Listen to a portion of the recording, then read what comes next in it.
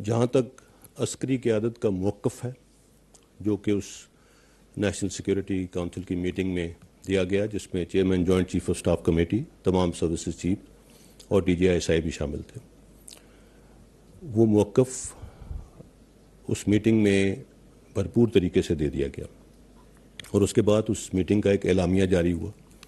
मैं उस मीटिंग के अंदर क्या बात हुई वो नहीं डिस्कस कर सकता, बिकॉज दैट इज़ कॉन्फिडेंशियल, और फ्रेंकली मेरे पास भी उसकी उस तरह से इतला नहीं है। जो एलामिया जारी हुआ, उस एलामिये को आप अगर देखें तो वो वाज़ेह तौर पे जो उस मीटिंग के अंदर कंक्लूड किया वो उस मुआहदे में इंक्लूड, उस एलामिये में इंक्लूडेड है।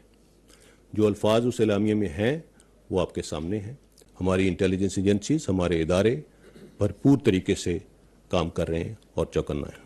सो वो जो इनपुट है वो दे दी गई है। जैसे मैंने कहा, एलामिये के अंदर बड़े वाज़ेह अल्फाज में लिखा हुआ है कि क्या था और क्या नहीं था। उसके ऊपर आप वाज़ेह तौर पे देख सकते हैं अगर कहीं अगर उधर कॉन्स्पिरेसी का लफ्ज़ है क्या उस एलामिये में, मेरा नहीं ख्याल।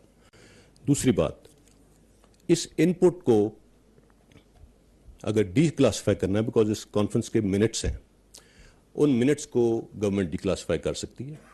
और अभी एक रोज़ पहले गालिबन प्राइम मिनिस्टर साहब ने यह भी कहा है कि वो पार्लियामेंट्री सिक्योरिटी कमेटी की मीटिंग बुलाएंगे और उसमें अगर उसमें बुलाई जाती है वो मीटिंग, मुसल्लह अफवाज के सरबराहान उसमें भी जाके वही इनपुट अब भी दे देंगे, क्योंकि जब वो इनपुट दी गई और उससे अब तक कोई तब्दीली नहीं है।